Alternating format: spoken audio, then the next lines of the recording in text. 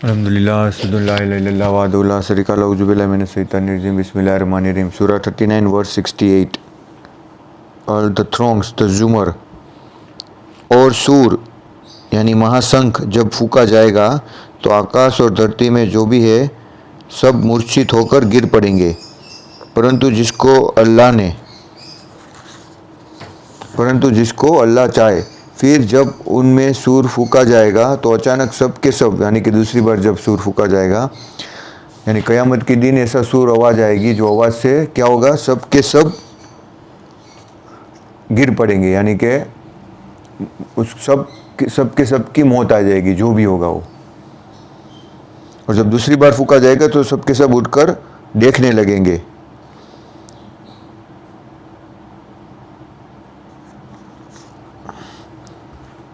वनोफीकू यानी हम बोलते हैं ना जो फेंकना, तो ये वर्ड भी अरबी का है जो वनोफीकू यानी ब्लोन।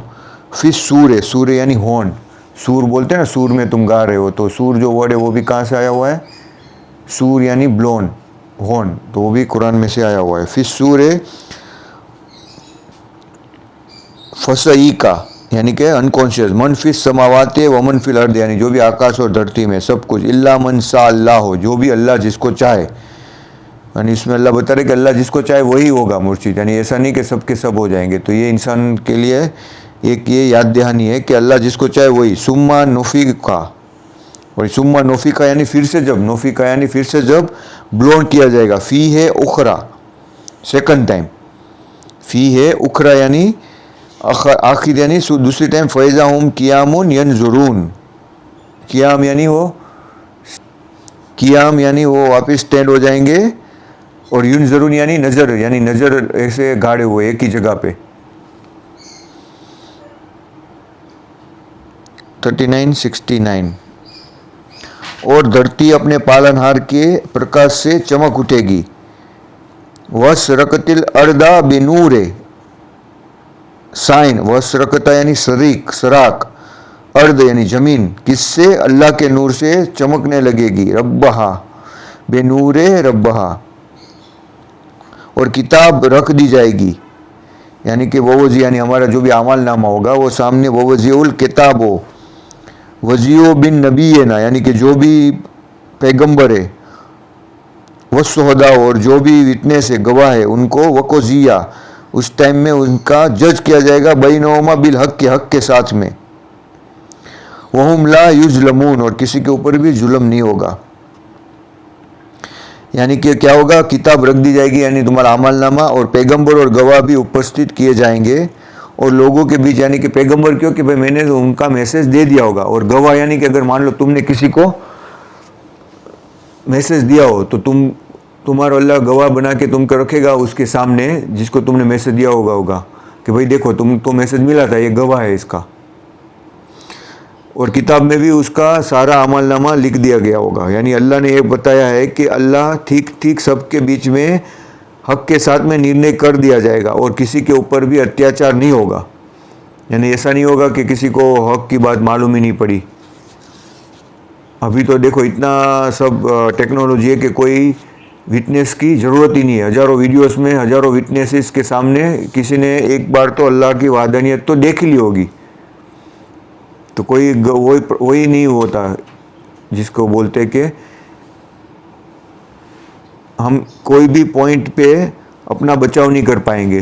अगर हमने गलत किया है तो हम उसको बचाव करना चाहे तो ऐसा नहीं पॉसिबल है। 39-70 ववफ़ैता कुल्लु नफ्सिन,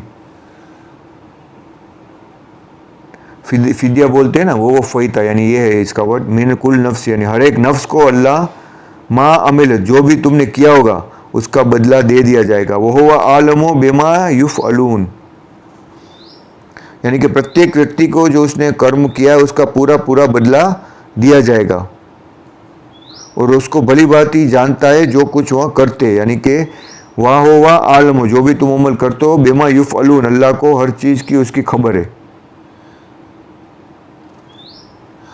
39-71 और जिन लोगों ने जुटलाया वो समूह समूह होकर नरक की ओर हाके जाएंगे। यानी कि जो काफिर है, जिसने हक को झुठला दिया है, तो उनका हाल क्या होगा कि वो जहन्नम की तरफ उनका रास्ता दिखा दिया जाएगा जब तक कि वह उसके पास पहुंच जाएंगे। तो उसके द्वार यानी उसके जो एंट्रेंस है, उसके दाखिल होने की जगह वो खोल दी जाएगी और उसके अंदर जो उसके रक्षक होंगे वो उनसे कहेंगे, क्या तुम्हारे पास तुम्हारे लोगों में से कोई पैगंबर नहीं आए जो तुमको तुम्हारे पालनहार की आयत बताते हो और तुमको तुम्हारे इस दिन की आने से डराते हो? क्योंकि जब वो दाखिल होते होंगे तो उनका हालत बहुत ख़राब होगा, तो वो आने से नहीं जाते होंगे कि वो हमको क्यों यहाँ पे डाल रहे हो। तो उनके जो वहाँ पे फरिश्ते होंगे या जो भी उनके रक्षक होंगे, वो वहाँ के जो उसको बाहर वापस वहाँ से नहीं जाने देंगे। तो वो दाखिल होने के टाइम उनको पूछेंगे कि क्या तुमको नहीं दिया गया था कोई, यानी वो उनको बताएंगे कि तुम खुद ही जिम्मेदार हो इसके अंदर आने के।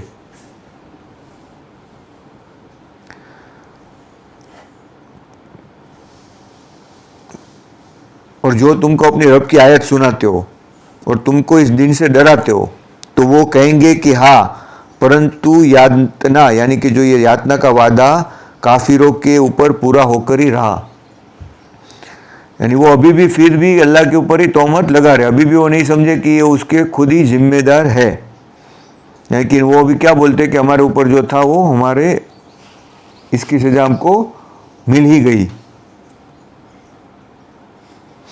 बाद में उसको कहा जाएगा उस टाइम में, जैसे हम ऐलान करते हैं ना कि अभी यहाँ पे दाखिल हो जाओ या यहाँ पे चले जाओ, जब पूरा हज़ारों लोग होते तो उसको जब हम टूरिस्ट होके जाते तो कैसे उनको बोलते कि यहाँ पे चलो यहाँ पे चलो। तो ऐसे ही वहाँ पे भी कहा जाएगा। ऐसे 72 में अल्लाह बता रहा है, कीलद खुलू अबवाबा, अबवाबा यानी दाखिल हो जाओ, कीलद खुलू जहन्नमा खालिदीना, खालिदीन यानी कि हमेशा के लिए रहने के लिए, फीहा फबेसा मसवल मुतकब्बरीन, यानी कि उसको कहा जाएगा कि नरक के द्वार में प्रवेश हो जाओ और उसमें सदैव रहने के लिए अंत कैसा बुरा ठिकाना है घमंड करने वालों का। देखो क्लियरली इसमें बता दिया, खालिदीना फीहा फबेसा, मिजरे फबेसा यानी बहुत ही दुखदायक, मसवा अबोड यानी डेस्टिनी, मुतकब्बरीन यानी कि घमंड करने वालों के लिए।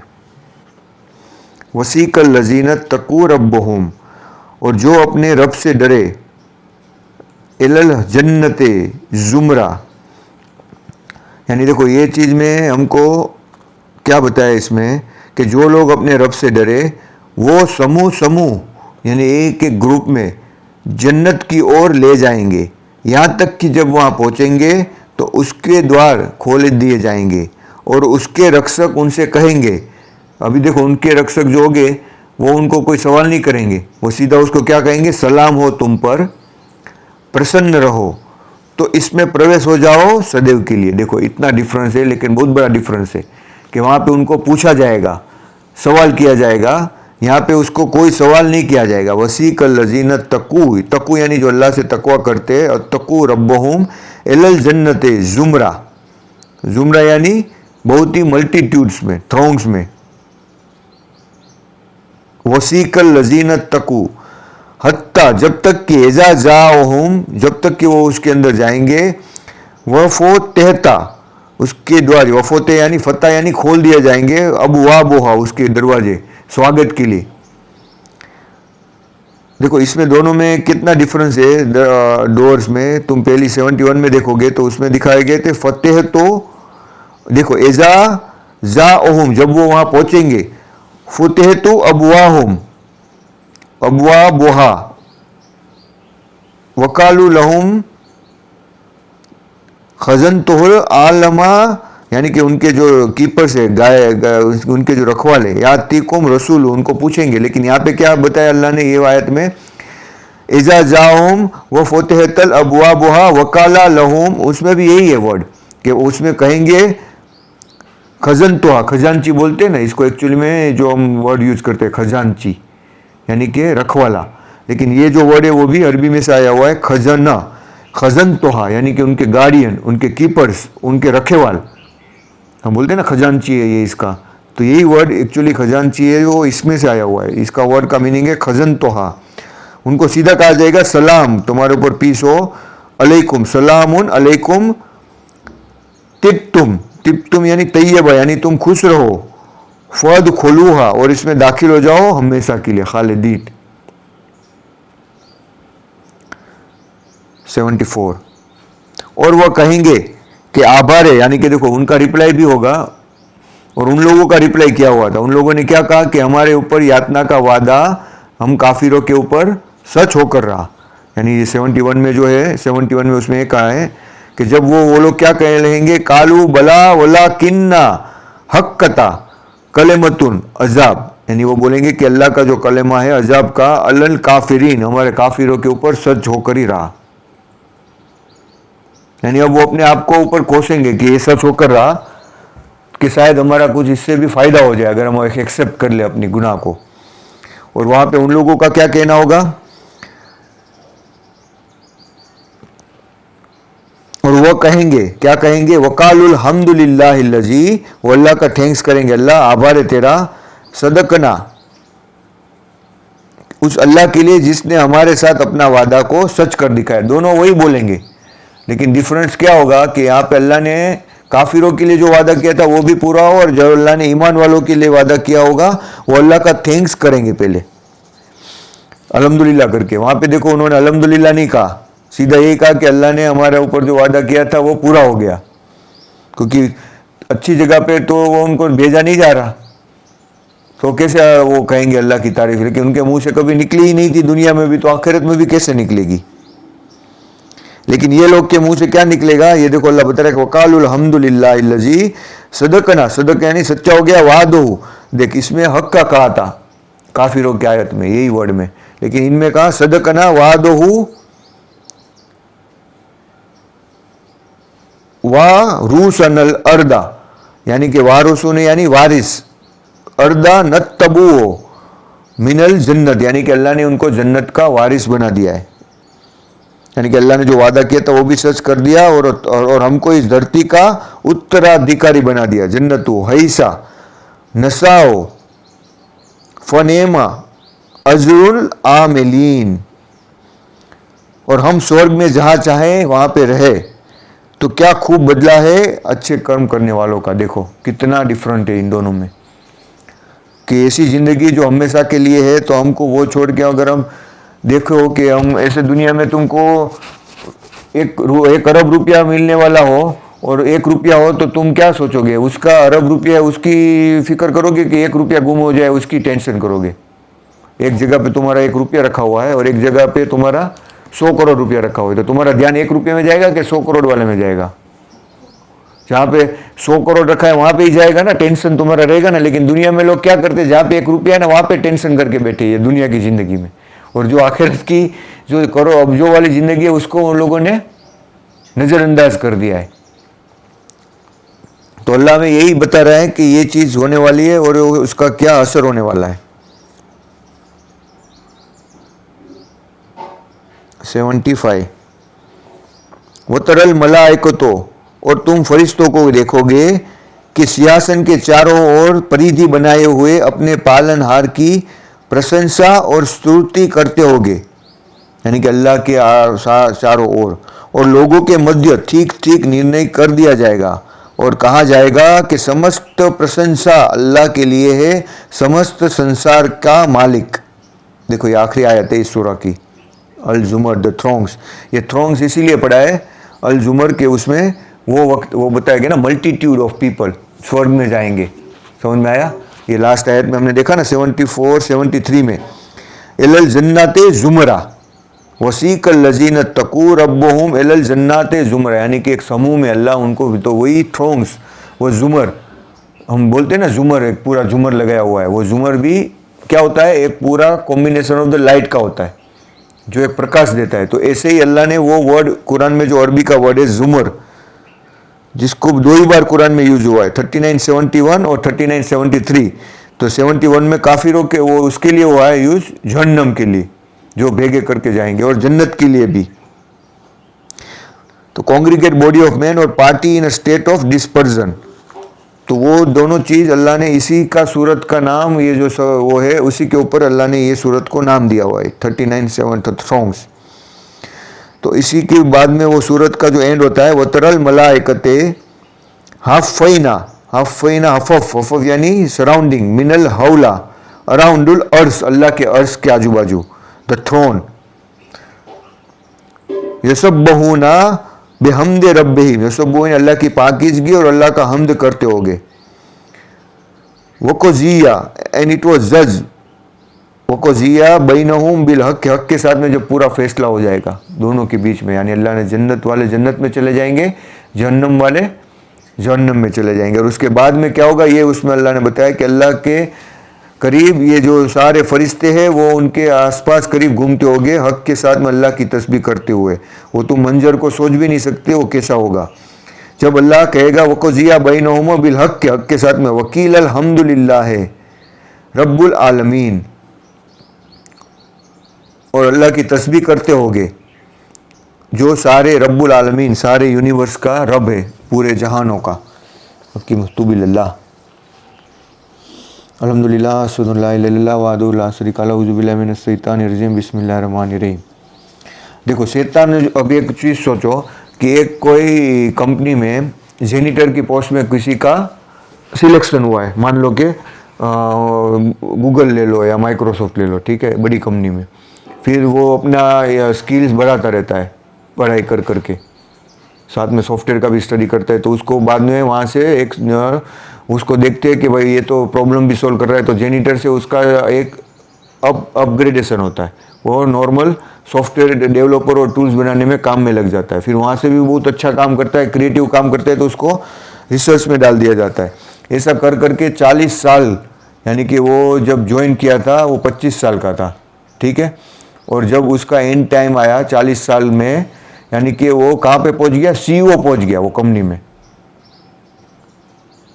40 साल के बाद क्या पहुँच गया वो, CEO, यानी कि वो पूरा डायरेक्शन करता है, वाइस प्रेसिडेंट भी बन गया और उसको बहुत सारा हक मिल गया। नहीं देखो कितनी मेहनत की थी उसने, जेनिटर की पोस्ट से आया, फिर धीरे धीरे मेहनत करते करते करते कितनी मेहनत की होगी उसने कि फिर वो पूरे हजारों कंपनी, लाखों लोगों का उसको कंट्रोल मिल गया, सबको, यानी कि जो भी वो कह रहे उसी के मुताबिक वो सब चलने लगा। यानी कि मान लो कि उस कंपनी में 2 लाख काम करते थे, तो सबको कंट्रोल कौन करता था, वो 40 साल से मेहनत करके वो पोजीशन में पहुंचता है। फिर एक दिन क्या होता है कि वो जब अपनी कंपनी ऑफिस के लिए जाने के लिए निकलता है, ठीक है, पहुंचने के लिए, और वहाँ पे उसका वो देखता है कि क्या हो गया, एक 16 साल का लड़का ऐसे म्यूजिक सुनता है ऐसा ऐसा करके, बरोबर, ठीक है, उसको कुछ मालूम भी नहीं है, और बैट बॉल हाथ में होता है और ऐसी नॉर्मल बैग होती है, और उसको सीधा बताया जाता है कि अभी जो है तुम्हारा वाइस प्रेसिडेंट ये लड़का है। तो उसका हालत क्या होगा, वो क्या बोलेगा, क्रेजी है, पागल हो गए तुम लोग कि ये इसको मुझे जवाब देना है। उसका बिहेवियर क्या होगा, यही होगा ना इंस्टेंटली कि ये क्या तुम पागल समझ के रखा है मुझे, इतने साल से मैं यहाँ पे पहुंचा हूं और तुम मुझे बोलते हो मुझे इसको जवाब देना है, इम्पॉसिबल। वो बोलेगा ना, सीधा तर्क करेगा ना कि ये तुम, मैं यहाँ पे तुम देख रहे हो कि इतना मेरा नॉलेज है, इतना मेरा एक्सपीरियंस, और ये 16 साल का लड़का, ये मुझे, ये जो अभी इसको मालूम भी नहीं है, ये अपने में, मगर उसको क्या मालूम है कि कैसे चलाना है। तो उसका रिएक्शन क्या होगा, वो गुस्से से हो जाएगा ना, तिलमिल हो जाएगा ना कि ये तो मेरे साथ क्या हुआ है, ना इंसाफी हुई है, इनजस्टिस हो रहा है मेरे साथ में।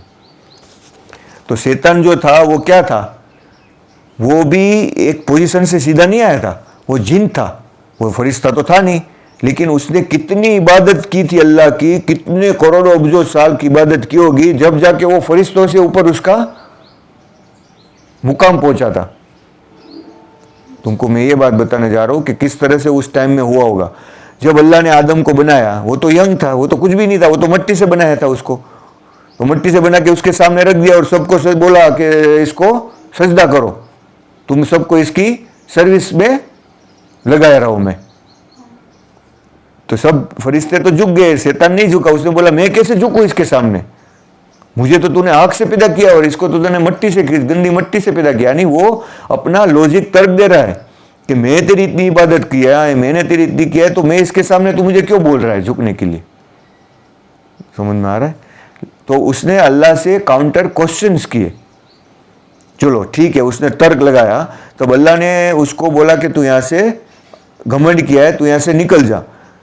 फिर भी उसने क्या कहा, माफी नहीं मांगी। बोला कि अब तू देख अल्लाह कि मैं इन लोगों को भी किस तरह से, तू जो बना रहा है ना उसको भी तुझे इसको गुमराह कर रहा हूं, यानी वो भी लॉजिक ही दे रहा है। तो अल्लाह ने क्या बोला कि ठीक है जा, मैंने तुझे परमिशन दे दी कि जो भी उस तेरे सामने इस जो भी आएगा वो भी उसको भी मैं जहन्नम में डाल दूंगा। अभी देखो जब आदम को डाला गया जन्नत में, ठीक है, तो उसको भी डिसाइड ही था, उसने भी गलती की सेम शैतान की तरह। उसने जैसे नाफरमानी की तो अल्लाह, उसने भी, आदम ने भी क्या कहा, नाफरमानी की ना। वो भले शैतान के उसमें चंगुल में आके वो कुछ भी बोले, लेकिन उसने तो वो फ्रूट खा लिया जो अल्लाह ने मना किया था, उसने भी नहीं मानी बात। जैसे शैतान को मना किया गया था कि भाई तू झुक जा, तो वो क्या झुक जाना चाहिए था, उसने नहीं झुका। जैसे भी आदम ने भी, अल्लाह ने कहा था वो नहीं मान के वो खाने गया ना वो। तो जब अल्लाह ने उसको नीचे डाल दिया जमीन पे, तब आदम ने दूसरी बार अल्लाह से ये कहा कि अल्लाह तू मुझे क्यों जमीन पे डाल रहा है, ये तो तेरा ही गलती है ना, तू मुझे डालना ही चाहता था कि मैं जमीन पे आऊं, इसलिए मैं, तुझे मालूम ही था, तो तूने ये ट्री बनाया ही क्यों? तुझे मालूम ही था कि मुझे जमीन पे भेजना ही था, तो ये ट्री बनाया क्यों कि मुझे वो खिलाना ही था तुझे? ऐसा उसने आदम ने कहा? नहीं कहा। यहां पे शैतान और आदम के बीच में डिफ्रेंशिएट होता है। देखो उसने गलती की, शैतान ने भी गलती की, लेकिन जब वो नीचे उसको गिरा रहे थे तब आदम ने अल्लाह से क्या कि अल्लाह मुझे माफ कर दे, मेरे से ये गलती हो गई है। तो उसने फिर अल्लाह को क्वेश्चन नहीं किया कि अल्लाह क्यों ये, क्योंकि वो अल्लाह जो करता है वो बेस्ट ही होता है। जो हमारे लाइफ में भी कोई प्रॉब्लम आए, अगर हमने सवाल कर लिया तो हम भी कैसे हो गए, शैतान की तरह हो गए कि अल्लाह ने कुछ कहा है, हमने उसके सामने काउंटर करना चालू कर दिया। यानी जो भी होता है वो किसके लिए होता है, अल्लाह अच्छे के लिए करता है। तो वो हमारी नीयत, हमारा सोच वही होना चाहिए। देखो शैतान ने अभी माफी मांग ली होती नाफरमानी करके, तो उसको भी अल्लाह माफ कर देता, लेकिन उसने क्या कहा, काउंटर के ऊपर काउंटर। उसने तो सीधा अल्लाह के ऊपर ही तोहमत लगा दी, अल्लाह भी तू ही चाहता था कि मैं गुमराह हो जाऊं। उसने यही कहा ना कि अल्लाह तू ही, कुरान में लिखा है ना, हमने पढ़ा है ना कि अल्लाह तू ही चाहता था जब मैं गुमराह हो जाऊं, तूने ही मुझे चाहा, तो अभी मैं इनको भी गुमराह करूंगा, तू देख। लेकिन आदम ने क्या कहा, ये नीचे आने के टाइम, ये अल्लाह तूने मुझे क्यों नीचे, उसको डिमोटिवेट कर दिया ना, उसको इतनी हाईएस्ट लेवल में से अल्लाह ने कहां डाल दिया, उसको जमीन पे डाल दिया, अर्थ पे डाल दिया, पूरा उसको ये डिग्रेड कर दिया, नीचे कर दिया, क्योंकि उसने नाफरमानी की। तो उसने अल्लाह से सवाल करना चालू कर दिया सीधा कि अल्लाह ये क्या कर दिया तूने मुझे, ये तो तेरी गलती थी कि तू मुझे चाहता ही था कि मैं जमीन पे आ जाऊं, तो ही तूने वो वहां पे ट्री रखा कि मैं तेरी नाफरमानी करूं। ऐसा नहीं कहा उसने, कोई क्वेश्चन नहीं किया, उसने सीधा कहा अल्लाह मेरे से गलती हो गई है, मुझे माफ कर दे। कोई अल्लाह की एक मर्जी होती है जो उसको हमें अभी समझ में नहीं आती। कोई चीज़ हमारे साथ में होती है तो उसका जो रीज़न होता है वो अल्लाह के ऊपर, हमें अल्लाह के ऊपर हमारी जो होप है वो पॉजिटिव रखनी है। वो अगर हमारी होप पॉजिटिव नहीं है तो हमारे और शैतान के बीच में कोई फर्क नहीं है। हमने कहा ये तकलीफ आई, ये क्यों आई अल्लाह, हम क्वेश्चन करने लगे, वो हमें खुद ही जवाबदार है। अल्लाह बोलता है वो जो भी होता है दुनिया में हो रहा है उसके लिए तुम खुद ही जिम्मेदार हो। अल्लाह हमेशा अच्छे करता है, तुम्हें नहीं दिखता हो, हमारी इतनी इल्म नहीं, तो हमारा इतना इल्म नहीं है तो हम उसको क्यों क्वेश्चन करें। जब अगर कोई तुम्हें कहे जो PhD लेवल है तुम्हारा, जिसको पूरा तुम्हारा नॉलेज है, वो तुमको बोले कि ये तुम खाओ ये नहीं खाओ, ठीक है, तुम उसको क्वेश्चन करो भाई मुझे समझना है क्यों, पर तुम ऐसा ही कर दोगे नहीं ये गलत है, तुम जो कह रहे हो वो तुम्हारी वजह से ही हुआ है जो मुझे तकलीफ हुई है। अगर मान लो तुम्हें बुखार है तो तुम बोलो कि ये बुखार है तो इसका इलाज क्या है कि तुम ये सही खाना खाओ, तो तुम क्या बोलोगे, नहीं ये बुखार है ना तेरी वजह से हुआ है। तो शैतान ने क्या कहा, अल्लाह उसके घमंड को बाहर निकालना चाहता था। क्या करना चाहता था कि वो अपने उसको आदम के सामने झुक जाए और जो उसके अंदर घमंड था, जो ये पोजीशन आने के बाद में जो उसके अंदर आ गया था वो खत्म हो जाए। अल्लाह उसको क्या करना चाहता था, उसके घमंड को खत्म करना चाहता था, लेकिन उसने इनडायरेक्टली क्या कर दिया, वो घमंड को, और अगर वो झुक जाता तो उसका जो सारी इबादत है ना वो एक और टॉप लेवल पे पहुंच जाती थी। अगर वो वहां पे, क्योंकि उसके अंदर वो बुराई चीज आ गई थी, अल्लाह उसको निकालना चाहता था कि भाई तू निकाल ले, तो अल्लाह ने उसको मौका दिया, लेकिन उसने अल्लाह की वो वहादनियत को नहीं समझा। तो यही चीज थी कि आदम के अंदर भी वो जो आदम ने उसको जन्नत में अल्लाह ने दिया था, तो वो कोई रूहें थी। वो कौन सी रूहें थी? जो शैतान के टाइम में उसके साथ में थी, वो किसी को नॉलेज में नहीं था वो। तो अल्लाह ने वही रूहों को उसके अंदर भी, क्योंकि वो 50% अल्लाह के पास थी, 50% शैतान के पास। इसमें कैसी और रूहें भी थी जो एनिमल्स बनी, वो 90% अल्लाह के पास थी, सिर्फ 10% थी। और जो फरिश्ते थे जो 100% झुक गए, वो 100% थे, वो 1% भी शैतान के पास जब वो लेवल पे पहुंच गया था तब। तो वो रूहें जो सारी थी वो आदम के पास, आदम नबी के साथ में थी। तो उनकी टेस्ट फिर भी थी कि अल्लाह ने उसको मना किया था, तो उन्होंने क्या कहा, फिर भी 50% उन्होंने मान लिया। तो उनकी गलती का सुधार के लिए अल्लाह ने फिर 100 अर्थ में डाला था। तो वो उस टाइम में अगर आदम उसको पूछने जाता क्यों डाल दिया, तो वो उसके लिए ही डाला था कि तुम एक चांस दिया है कि तुम अपने आप को इंप्रूव करो, सिंपल था। वो लॉजिक बड़ा नहीं था, लेकिन उसने सवाल फिर नहीं किया, उसने माफी मांग ली। शैतान ने क्या कहा, नहीं अल्लाह तू ही जिम्मेदार है इसका कि तूने आदम को बनाया और मुझे। लेकिन वो उसका घमंड था, वो अल्लाह उसको चाहता था कि वो अपना घमंड को तोड़ दे और आदम के सामने झुक जाए। जो घमंड था वो किसी को नहीं मालूम था अल्लाह के सिवा कि ये इसके अंदर घमंड आ रहा है। तो वो चीज अल्लाह उसको आदम नबी को बना के वो अच्छा करना चाह रहा था, लेकिन वो क्या ले लिया उसने, आदम ने, शैतान ने क्या ले लिया, नेगेटिव। क्योंकि उसको लगा मैं इतना मेहनत कर रहा हूं। तो वो जो 16 साल का वो लाल रहा है, तो उसका भी अल्लाह को मर्जी होगी नहीं कि वो यंग लड़का है, तो आगे का जो कोई मान लो कोई कंपनी में एक्टिविटी, क्रिएटिविटी चाहिए, लोगों के साथ अच्छा व्यवहार करना चाहिए, वो शायद वो नहीं कर पा रहा होगा 40 साल का बूढ़ा। तो जो उसके ऊपर का जो डायरेक्टर है उसने वही सोचा होगा ना कि ये अभी बराबर है, ये नया लड़का जिसके अंदर वो क्रिएटिविटी है, वो सोचने की काबिलियत है जो इसके पास नहीं है, तो वो तो उसको समझ में तो आएगा ही नहीं। तो ये शैतान को वो चीज समझ में नहीं, तो उसको माफी मांग ली होती उसने। मान लो पूछा उसने सवाल अल्लाह को कि अल्लाह तूने मुझे आग से बनाया, इसे ऐसा नहीं पूछा उसने। ऐसा पूछा तो अल्लाह कि क्यों मैं उसको इबादत करूं, कोई इसका रीजन है? तो अल्लाह उसको बताता कि हाँ भाई तेरा घमंड है, तू उसको खत्म कर। लेकिन वहां पे ऐसा कुछ उसने सीधा काउंटर ही अल्लाह के ऊपर ही सीधा डाल दिया, और वहां पे कोई चांस ही नहीं था उसका माफी मांगने का। और ठीक है चलो वापिस उसको माफी दे, सेकंड टाइम भी अल्लाह ने उसको कहा कि तूने ऐसा क्यों किया। अल्लाह ने पूछा ना उसको, ऐसा थोड़ी वहां से सीधा निकाल दिया कि तू क्यों नहीं झुका। तो उसने क्या बोला कि भाई मुझे आग से बनाया, इसको तूने इससे बनाया। तो अल्लाह ने क्या कहा, अब तू निकल जाए यहाँ से। जैसे आदम ने वो खाया तो उसको कपड़े जाहिर हो गए और सीधा उसको जमीन पे डाल दिया, ऐसे ही सेम शैतान को वहां से निकाल दिया। तो फिर उसने क्या कहा रिप्लाई में, देखो दोनों की रिप्लाई देखो, आदम ने सीधी माफी मांगी अल्लाह से, और इसने नहीं, अभी तूने मुझे, ये तेरी वजह से ही मैं निकला हूं, अगर तू ही मुझे चाह रहा था कि मैं यहां से निकल जाऊं तो मैं इसको सबको भी गुमराह करूंगा। तो ये चीज़ समझो कि हमें शैतान की तरह नहीं बनना है। कोई भी लाइफ में कुछ भी प्रॉब्लम आए, हमें नेगेटिव या होपलेस नहीं होना है। अल्लाह की कुछ मर्जी होती है उसमें, तो वो हमें उसकी बड़ी जो इल्म है उसका, वो सबसे बड़ा इल्म वाला है। तो हमारे लिए वो जो भी करता है वो अच्छा करता है, ये हमारा सोच अल्लाह के ऊपर होना चाहिए कॉन्स्टेंटली। तो ये जो इसके डीप में जाओगे तो ये सारी चीज़ें तुम्हें समझ में आएगी कि हर एक वाक्य के अंदर, हर एक उसके रूल के अंदर, कुरान के अंदर, हर एक आयत के अंदर हमारे लिए सीख होती है। जितना अभी देखो हमने ये सब्जेक्ट को कितनी बार पढ़ा है, पर लेकिन यही सब्जेक्ट को हम कितनी डीपली सोच रहे। नॉर्मली शैतान और अल्लाह की बात जो हुई थी वहां पे, लेकिन तुम डिफ्रेंशिएट करो कि कितना डिफ्रेंशिएट है वो दोनों में, और तुम उसको लाइफ में भी उसको ये काउंट कर सकते हो। वो नेचुरल था उसके अंदर, तो वो नेचुरल, अगर दूसरी बार माफी मांग सकता था उससे गलती हो गई तो। लेकिन वो तो क्या पागल हो गया ना, क्रेजी हो गया, बोलो मैं इतनी मेहनत करके मैं यहाँ पे पहुंचा हूं और मुझे कौन करने वाला है। ऐसे होगा ना नॉर्मली। तुम अगर सोचो, मैंने तुमको एग्जांपल भी दिया, तो वो कैसे 16 साल वाले को एक्सेप्ट करेगा और उसके अंदर उसको बोलेगा मैं इसको सर्विस में दूं, अभी मैं इसको जवाब दूंगा।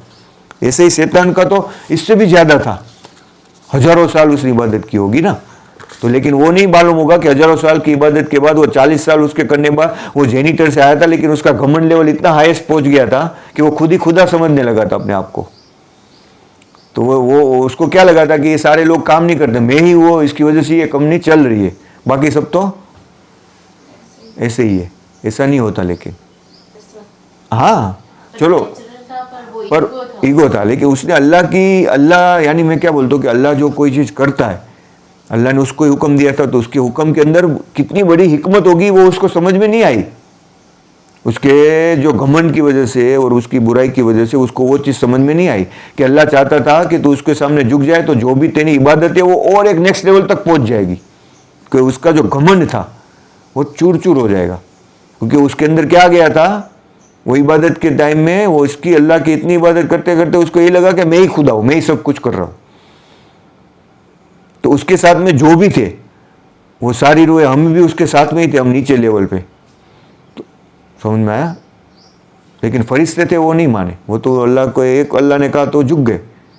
हालांकि वो शैतान उससे भी ऊपर पहुंच गया था, फरिश्तों के ऊपर भी, लेकिन उसने नाफरमानी करके, क्योंकि वो फरमानी क्यों थी कि उस टाइम में वो अल्लाह दिखाना चाहता कि तुम्हारे घमंड, यानी ऐसी सिचुएशन आती है कि हम एक लेवल पे बहुत ऊपर पहुंच जाते, ठीक है, दुनिया में भी इतना इतना इतना पहुंच जाता है, और फिर तुम्हारी टेस्ट होती है, तब उस टाइम में तुम नहीं झुकते तो तुम क्या हो जाते हो, शैतान की तरफ फेल हो जाते हो कि तुमने घमंड कर लिया, या तुम्हें इलम का घमंड आ गया कि मैं तो इतना इलम वाला हूँ, मेरे तो इतना नॉलेज है, मेरे तो इतना पैसा वाला हूँ, मैं क्यों झुकूँ तेरे सामने। तो गलती की है तो तुम्हें झुकना है, तुम्हारे पास हो या न हो। अगर तुमने वो किया तो तुम्हारे और शैतान के बीच में कोई फर्क नहीं होगा। और क्योंकि अल्लाह का वो हुक्म अल्लाह टेस्ट करेगा अलग तरीके से, और तो वो टेस्ट भी करेगा, वो तुम्हारे अच्छे के लिए ही करेगा, क्योंकि वो तुम्हारे अंदर से बुराई निकाल के तुमको सही रास्ता मिले। इसको बुखार आया तो वो भी अच्छे के लिए आया होगा, हाँ, तो उसकी वजह से तो हम यहाँ पे आए हैं अभी, वही हमको सुधारना है अपने आप को। तो आदम ने तो सॉरी बोल के माफ़ी मांग ली अल्लाह से कि अल्लाह मुझे माफ़ कर दे, और तू मुझे सीधी माफ़ी मांगी ना अल्लाह से, तो अल्लाह ने उसको सही नाम सिखा दिए, यानी पूरा इल्म दे दिया कि ये अर्थ में किस तरह से तुम्हें रहना है। सारा इल्म जो है, जो भी अभी भी इल्म आ रहा है ना, वो आदम नबी को उसी टाइम में से डाल दिया था अपने अपने जीन के अंदर, कि जैसे जैसे हमारी ये होती जाएगी इवोल्यूशन, उसी तरह से उस टाइम का इल्म हमारे अंदर धीरे धीरे आता जाएगा।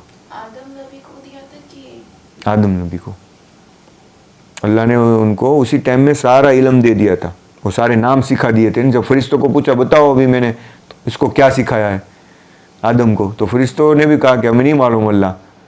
जब फरिश्तों ने ये कहा अल्लाह से कि ये जब तो जाके वहाँ पे गुनाह करेंगे, तो अल्लाह बोलते मैं जो जानता हूँ वो तुम नहीं जानते।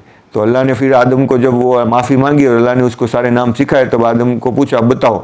जब उसने वो नाम बताए तब अल्लाह ने फरिश्तों, वो क्या नाम है, वो क्या चीज़ है, वो अभी जो सारी इन्वेंशन हो रहा है, जो सारी चीज़ें हो रही है वो थी। उस टाइम में वो फरिश्तों को भी नहीं मालूम थी कि यहाँ पे नेक इंसान भी बनेंगे, अच्छे इंसान भी आएंगे, बुरे इंसान भी होंगे, उसमें से सब कत्ल करने वाले नहीं बनेंगे, उसकी वह अल्लाह की इबादत करने वाले भी ऐसी सिचुएशन में कि जहाँ पे तुमको टेस्ट है, इतनी हार्ड टेस्ट फरिश्तों की भी नहीं है ना अभी, तो अभी उनको एहसास, तो भी टाइम में अल्लाह ने जब बताया नाम और वो चीज़ हो गई, तो फरिश्तों को वो पूरी चीज़ का एहसास हो गया कि हाँ सही है, ये हमें भी नहीं मालूम। लेकिन उन्होंने सवाल तो किया ना फरिश्तों ने भी, लेकिन ऐसा नहीं है कि अल्लाह या कि वो रोबोट की तरह है कि वो सवाल नहीं कर सकते, उनको भी लॉजिक है, वो भी सवाल किया अल्लाह से कि ऐसा क्यों किया तूने।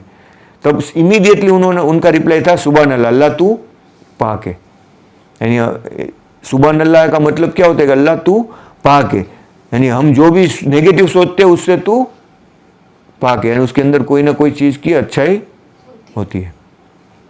तो पहला उसका अल्हम्दुलिल्लाह नहीं था या माशाअल्लाह के कोई वो नहीं था, सुभान अल्लाह।